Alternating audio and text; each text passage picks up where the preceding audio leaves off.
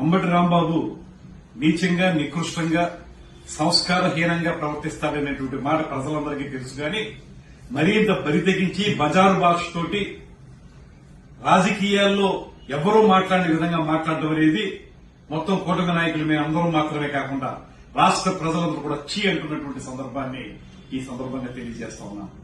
అంతేకాదు రాజకీయ నాయకుడిగా మాత్రమే కాకుండా అసలు ప్రజా జీవితంలో ఉండడానికే అంబటి రాంబాబు అర్హుడు కాదనేటువంటి మాటను కూడా ఈ సందర్భంగా తెలియజేస్తున్నాం. కొంతమంది దీనికి ఏదో కులం రంగు పొలవాలనేటువంటి ఆలోచన చేస్తా ఉన్నారు. వారందరూ కూడా తెలియజేస్తా ఉన్నాను, మన ఇంట్లో తల్లి తండ్రి, మన ఇంట్లో చెల్లి, వీళ్ళందరినీ ఎవరైనా దూషిస్తే మనం ఎంతవరకు దాన్ని సహించగలుగుతాం.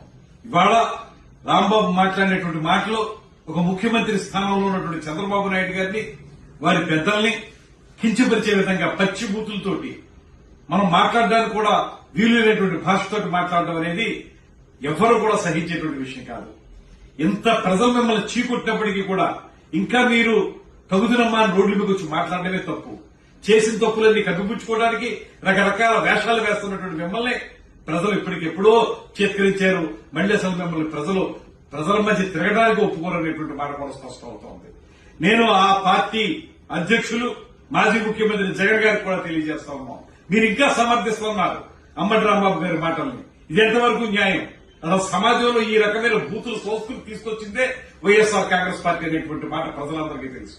అటువంటి సందర్భంలో ఇంకా ఇప్పుడు దీన్ని సమర్థించడం ద్వారా, పత్రికా ప్రకటన ఇవ్వడం ద్వారా మీరు మరింత దిగజారనేటువంటి మాటని ఈ సందర్భంగా తెలియజేస్తూ, ఇలా చేయటం వల్ల ప్రజలు మిమ్మల్ని చేదరించడం మాత్రమే కాదు, రేపొద్దు నుంచి ప్రజల మధ్య తిరగనివ్వకుండా చేస్తారనేటువంటి మాటను కూడా తెలియజేస్తూ, ఎప్పటికైనా మానుకోకపోతే తగిన బుద్ధి ప్రజలే తెలియజేస్తారనేటువంటి మాటని హెచ్చరిస్తున్నాను.